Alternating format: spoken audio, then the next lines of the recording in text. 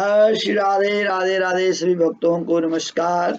आइए आज पुरुषोत्तम महात्म्य का 23वां अध्याय, गुरु ब्रह्मा गुरुर्विष्णु गुरुर्देवो महेश्वर गुरु साक्षात् परम ब्रह्म तस्मै श्री गुरुभ्यो नमः।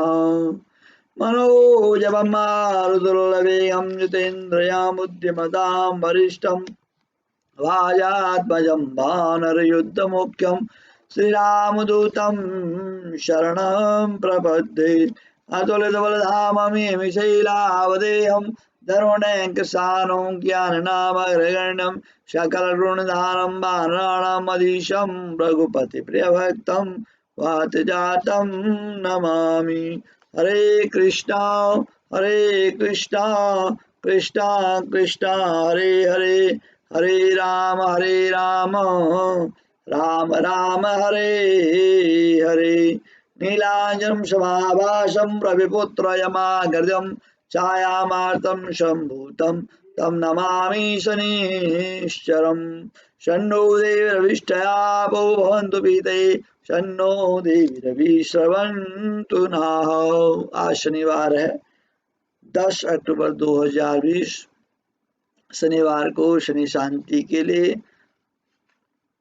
शनि महाराज का मंत्र है नीलांजनम समाभासम रविपुत्र यमागतम छायामार्तम संभूतम तम नमामि शनिश्चरम। इस मंत्र का जाप करना चाहिए और पीपल की पूजा करनी चाहिए, पीपल को जल चढ़ाना चाहिए। विशेष करके शनिवार को पीपल में अवश्य जल चढ़ाना चाहिए, पीपल की पूजा करनी चाहिए, जोत जलानी चाहिए। इस ऐसे करने से शनि महाराज जी शांत रहते हैं और जो शनिवार को पीपल की पूजा करते हैं उनके यहाँ लक्ष्मी का वास बना रहता है, लक्ष्मी उनके घर में निवास करती है जो शनिवार को पीपल की पूजा करते हैं। तो आइए 23वां अध्याय।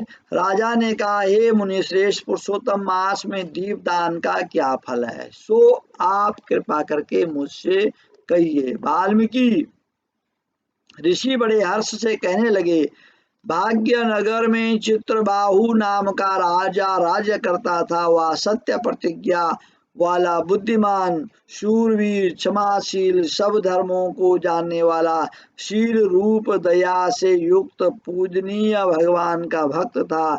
एक दिन दूर से आए हुए अगस्त्य मुनि को देखकर दंडवत प्रणाम कर विधि से पूजन करके भक्ति से आसन बिछा करके ऋषि के आगे बैठकर विनय से नम्रता के साथ बोला, आज मेरा जन्म सफल हुआ जो मुनिराज मुझ सेवक के घर आए हैं।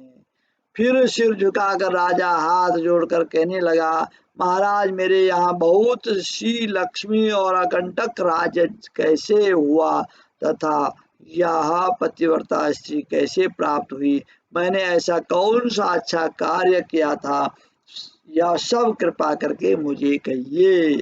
अगस्त्य जी ने राजा से कहने लगे कि हे राजन, मैं तेरे पूर्व जन्म का चरित्र कहता हूँ। सुंदर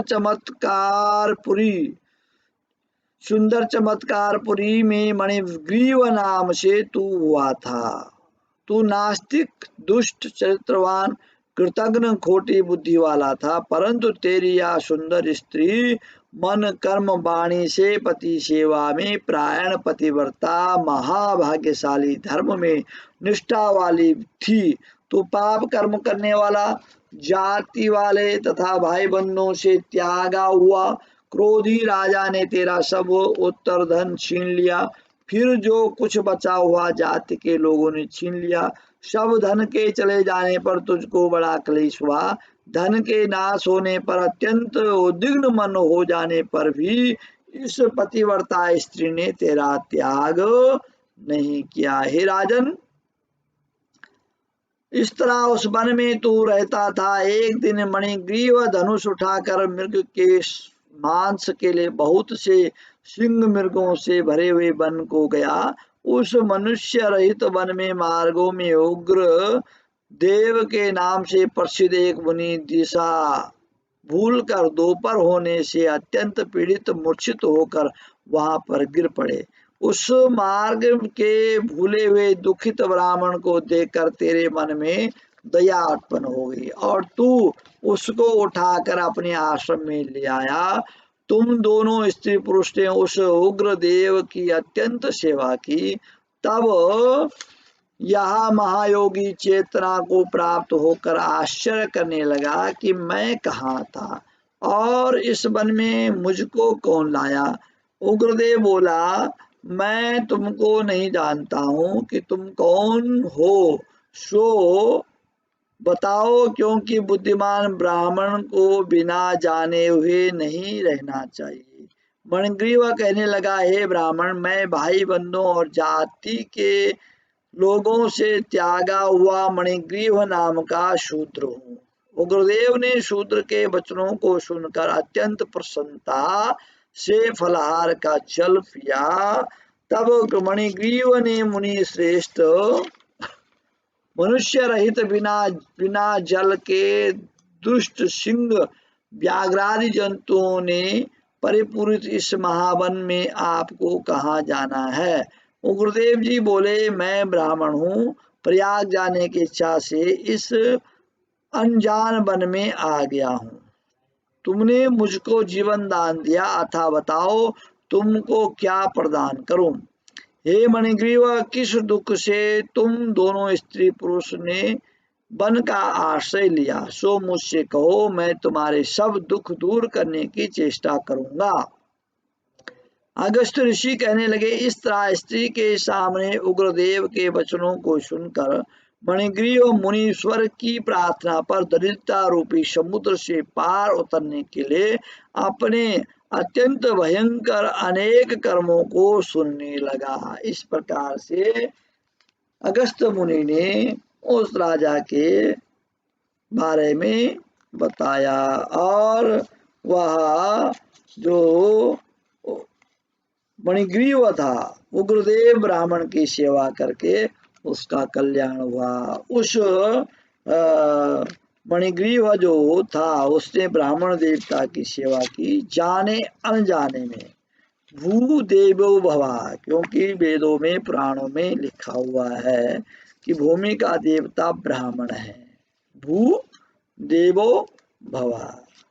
और सूर्य भगवान प्रत्यक्ष देव हैं, अग्नि देवता प्रत्यक्ष हैं, गंगा आदि नदियां प्रत्यक्ष हैं और चलता फिरता मंदिर है गौ माता चलता फिरता मंदिर है, क्योंकि 33 करोड़ देवता गौ माता के अंदर निवास करते हैं, इसलिए चलता फिरता मंदिर है। पहले युग में, पहले जमाने के टाइम में, अभी ज्यादा टाइम नहीं हुआ, कुछ साल पहले लोगों के घरों में गाय होती थी, लोग गौ माता की सेवा करते थे, तो प्रत्येक घर मंदिर के समान होता था। और अब लोगों ने गाय रखनी छोड़ दी, गाय सड़कों में आ गई और पत्थरों के मंदिर बना बना करके उनको लोग पूज रहे हैं।